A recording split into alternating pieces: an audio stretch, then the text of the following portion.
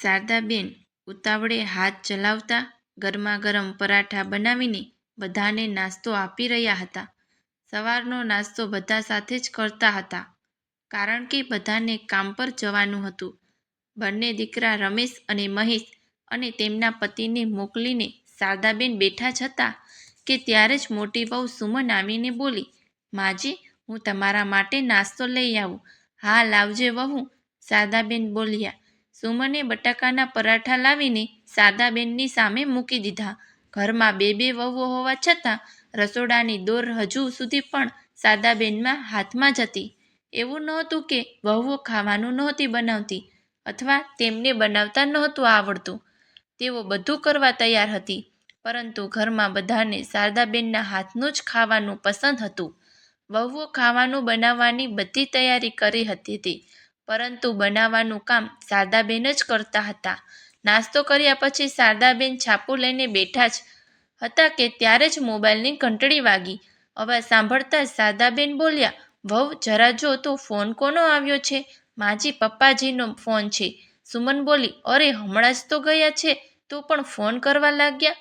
એમ કહેતા શારદાબેને ફોન હાથમાં લીધો અને કાન પાસે લગાવીને બોલ્યા, હેલો. સામેથી પતિનો અવાજ ન સાંભળીને શારદાબેન ગભરાઈ ગયા અને બોલ્યા, તમે કોણ બોલો છો? સામેથી જે જવાબ મળ્યો તે સાંભળતા શારદાબેનના હાથમાંથી ફોન છૂટીને નીચે પડી ગયો. પાસે ઊભેલી વહુએ ફોન ઉપાડ્યો અને વાત કરી. સામેથી એક વ્યક્તિએ કહ્યું, જે કોઈનો પણ ફોન છે, તેમને ટ્રકવાળાએ ટક્કર મારી છે અને અમે તેમને સિટી હોસ્પિટલમાં લઈ જઈએ છીએ. કૃપા કરીને જલ્દી ત્યાં આવી જાઓ. એટલું કહીને તે વ્યક્તિએ ફોન કાપી નાખ્યો.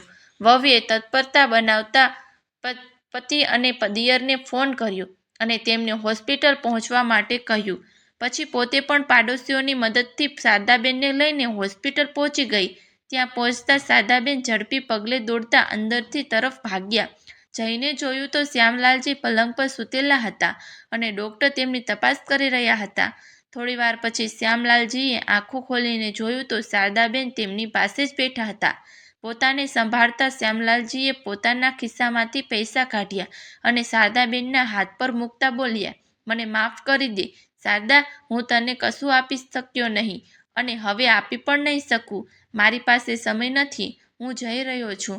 એમ કહેતા તેમણે બંને હાથ જોડ્યા અને તેમની આંખો હંમેશ માટે બંધ થઈ ગઈ. બદહવાસ શારદાબેન કશું સમજી નહોતા શકતા કે જેને સવારે ખવડાવી પીવડાવીને કામે મોકલ્યા હતા, તે હવે હંમેશ માટે તેમનાથી દૂર થઈ રહ્યા હતા. તેઓ અચાનક ચાલ્યા ગયા. એ વાત શારદાબેન માટે સ્વીકારવી ખૂબ મુશ્કેલ હતી. કોઈ રીતે વહુએ શારદાબેનને સંભાળ્યા અને ઘરે લઈ ગયા.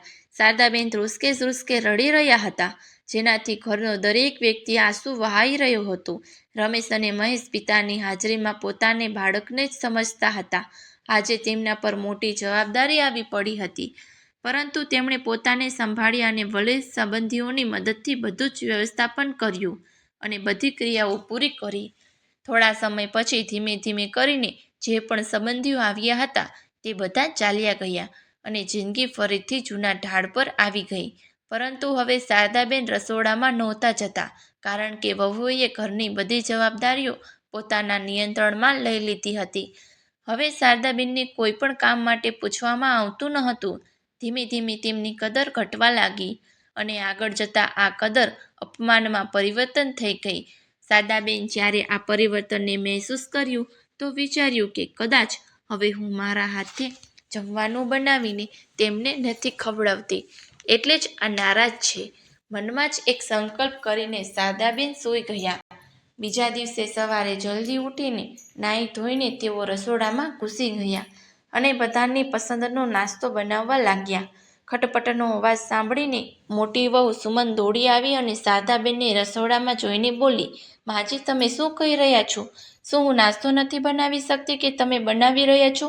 અથવા તમે રાત્રે ભૂખના કારણે સૂઈ જ નહોતા શકતા કે સવારે જ રસોડામાં આવી ગયા? આ સાંભળીને શારદાબેનનો ચહેરો અપમાનથી લાલ થઈ ગયો, પણ પોતાના ચહેરાના ભાવને છુપાવતા તેમણે હસીને કહ્યું, ના ના વહુ, મેં વિચાર્યું આજે તમને બધાને મારા હાથનો નાસ્તો બનાવીને ખવડાવું. ઘણા દિવસોથી નથી બનાવ્યો ને? રમેશ અને મહેશને મારા હાથનો બનાવેલો નાસ્તો ખૂબ સારો લાગે છે. રહેવા દો માજી, હું મારા હાથે બનાવી લઈશ. સુમને રૂક્ષ સ્વરમાં કહ્યું. વહુની વાત સાંભળીને શારદાબેન માટે ત્યાં ઊભા રહેવું ખૂબ મુશ્કેલ થઈ ગયું.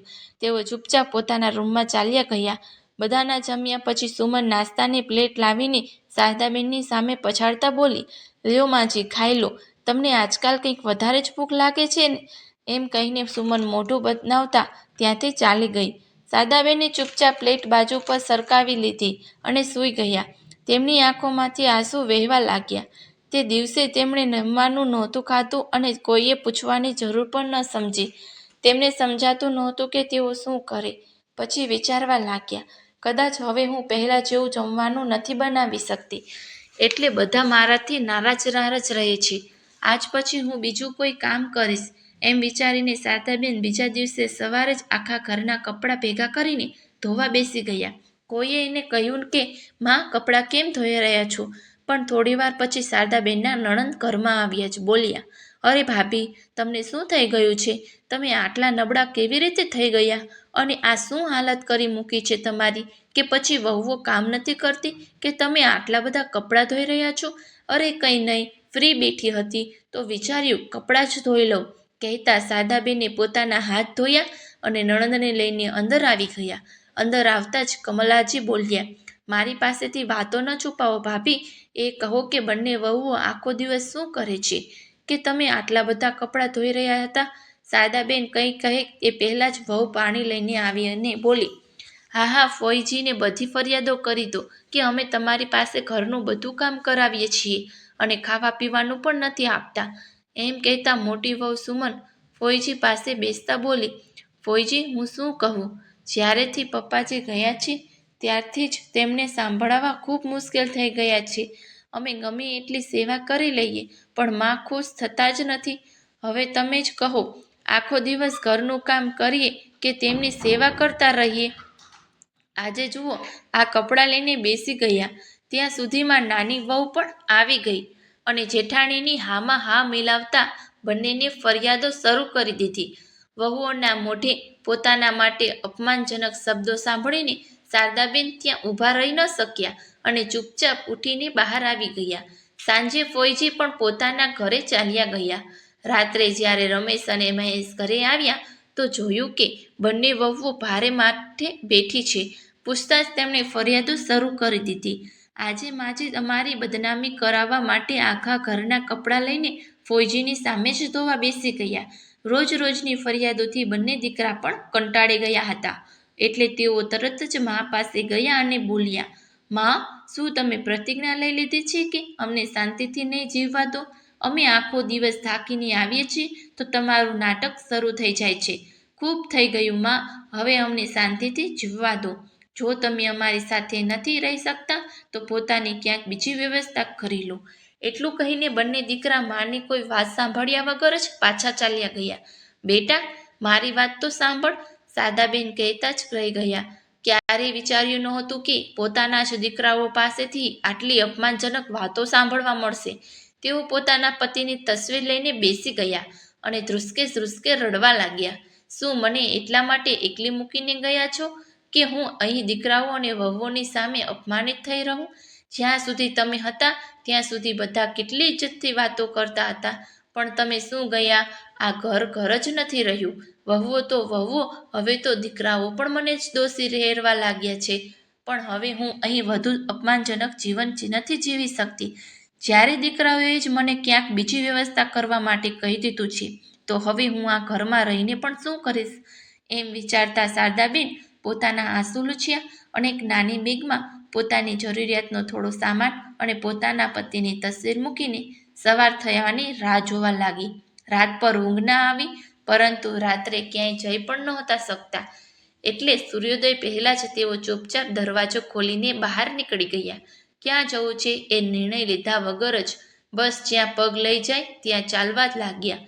ચાલતા સુમસાન ગલીઓ પાર કરીને શારદાબેન હાઈવે પર આવી ગયા અને ત્યાં સુધી ચાલતા રહ્યા જ્યાં સુધી તેમના પગ જવાબ ના આપી ગયા. જ્યારે તેમની તંદ્રા તૂટી તો જોયું કે બપોર થઈ ગયો હતો અને તેઓ પરસેવાથી લથપથ કોઈ ઢાબાની સામે ઊભા હતા. હવે તેમનામાં વધુ ચાલવાની હિંમત નહોતી બચી, એટલે ત્યાં બનેલા ઓટલા પર બેસીને થોડો સમય આરામ કરવા લાગ્યા. થોડીવાર પછી તેમણે પાસે એક નળ જોયો તો ત્યાં જઈને થોડું પાણી પીધું અને મોં ધોયું, જેનાથી તેમને થોડી રાહત મળી. હવે શારદાબેન ત્યાં બેસીને વિચારવા લાગ્યા કે હવે શું કરું અને ક્યાં જાઉં. ત્યારે જ તેમણે જોયું કે 3-4 લોકો એક માણસને મારી રહ્યા હતા, પરંતુ તે કોઈ રીતે તેમનાથી છૂટીને ભાગી ગયું. શારદાબેન તેમની પાસે જઈને બોલ્યા, કેમ ભાઈ, તેની શું ભૂલ હતી? કેમ મારી રહ્યા હતા તેને? તેમાંથી એક વ્યક્તિ બોલ્યો, અમ્માજી, આ માર અહીં જમવાનું બનાવતો હતો. આજે ઢાબા પર વધુ વેચાણ થયું હતું અને હું પૈસા મૂકીને નાહવા ચાલ્યો ગયો. એનો ફાયદો ઉઠાવીને આ પૈસા ચોરીને ભાગી રહ્યો હતો. ઢાબા માલિકની સામે હવે સમસ્યા એ હતી કે ઘણા બધા ગ્રાહકો બેઠા હતા અને તેમના ઓર્ડર કેવી રીતે પૂરા કરવા તે સમજાતું નહોતું, કારણ કે જમવાનું બનાવનારો જ ચોરી કરીને ભાગી ગયો હતો. બેસીને રાહ જોઈ રહેલા ગ્રાહકો હવે ગુસ્સામાં હતા અને કહી રહ્યા હતા, કાં તો જલ્દી ઓર્ડર પૂરો કરો અથવા અમારા પૈસા પાછા આપો. પૈસા પાછા આપવાનો મતલબ હતો કે આ બધા ગ્રાહકો ફરીથી તેના ઢાબા પર નહીં આવે. તે ગભરાઈને આમ તેમ ફોન કરીને કોઈ જમવાનું બનાવવાની વ્યવસ્થા કરવાનો પ્રયત્ન કરી રહ્યો હતો. ઢાબા સંચાલકને આટલો પરેશાન જોઈને શારદાબેનને આશાનું કિરણ દેખાયું. તેઓ ડરતા ડરતા ઢાબા સંચાલક પાસે ગયા અને બોલ્યા, બેટા, મને થોડો સમય આપ, હું પ્રયત્ન કરું છું. મારું જમવાનું બનાવવાનું કદાચ તને પસંદ આવી જાય. ઢાબા સંચાલકે વિચાર્યું, કંઈ ના હોય તો સ્વાદ વગરનું જ હોય, પણ ઓછામાં ઓછું ગ્રાહકોને તેમનો ઓર્ડર તો મળી જશે. એમ વિચારીને તેણે હા પાડી અને બોલ્યા, હા માજી, ચાલો ને, હું તમને રસોડું બતાવી દઉં. જે પણ સહયોગ જોઈએ, આ છોકરાઓ તમારી મદદ કરશે. એમ કહેતા તેણે 2 છોકરાઓને શારદાબેન પાસે મોકલી દીધા અને બહાર જઈને ગ્રાહકોને ખાતરી આપવા લાગ્યો કે બસ થોડી વારમાં તમારા બધાનો ઓર્ડર આવી જશે. ત્યાં રસોડામાં શારદાબેન પૂરા મનયોગથી લાગી ગયા. તેમણે છોકરાઓને લસણ, ડુંગળી, ટમેટાની પેસ્ટ બનાવવાનું કહ્યું અને પોતે દરેક ઓર્ડર પ્રમાણે જમવાનું તૈયાર કરવા લાગ્યા. નિપુણ તો તેઓ જ હતા જ, એટલે વધુ વાર ન લાગી. જમવાનું તૈયાર થતાં જ ઢાબા સંચાલકે તરત જ ગ્રાહકોને પહોંચાડી દીધું. પણ જમ્યા પછી જે પ્રતિભાવ મળ્યો તે તો આશ્ચર્યજનક હતો. બધાને ખૂબ વખાણ કર્યા કે આજના જમવામાં ખૂબ સ્વાદ હતો. ઢાબા સંચાલક ખુશ થઈ ગયો અને શારદાબેન પાસે જઈને બોલ્યો, માજી, તમે મને મુશ્કેલીમાંથી બચાવી લીધો. હું તમારો આભાર કેવી રીતે માનું? તેની વાત સાંભળીને શારદાબેનની આંખો ભરાઈ આવી. તેમણે પોતાની આખી કહાણી ઢાબા સંચાલકને સંભળાવી. તેમની આપવીતી સાંભળીને તે પણ દ્રવિત થઈ ગયો. તેણે શારદાબેનના આંસુ લૂછતા કહ્યું, અમ્માજી, હવે તમે ક્યાંય નહીં જાઓ. તમે મને દીકરો કહ્યો છે અને મારા ઢાબાને બંધ થતાં બચાવી લીધું. મારા માટે આથી વધારે ખુશી શું હોઈ શકે? હું અનાથ છું. બાળપણથી જ માના પ્રેમ માટે તરસી રહ્યો છું. મારી મા મને જન્મ આપતા જ ભગવાનની વહાલી થઈ ગઈ હતી અને પિતા માના દુઃખમાં ચાલ્યા ગયા. કાકા કાકીએ કોઈ રીતે 10મા ધોરણ સુધી ભણાવ્યું, પછી એમ કહીને ઘરની બહાર કાઢી મૂક્યો કે હવે તું કમાવા લાયક થઈ ગયો છે. શું જિંદગીભર અમે લોકો જ તારો બોજ ઉઠાવતા રહીશું? થોડા સમય સુધી મેં મહેનત મજૂરી કરી અને પૈસા ભેગા કરીને પોતાની રોજીરોટી માટે આ નાનો ઢાબો ખોલી લીધો. એમ કહેતા કહેતા તેની પણ આંખો ભરાઈ આવી. પછી તરત જ પોતાના આંસુ લૂછતા બોલ્યો, પણ અમ્માજી, હવે મને ભગવાનની કોઈ ફરિયાદ નથી. જુઓ ને, તેમણે તમને મારી માના રૂપમાં મોકલી દીધા છે. હવે આપણે મા દીકરો સાથે રહીશું અને સાથે મળીને ઢાબો ચલાવીશું. શારદાબેને તેના માથા પર પ્રેમથી હાથ મૂક્યો અને તેની સાથે રહેવા માટે રાજી થઈ ગયા.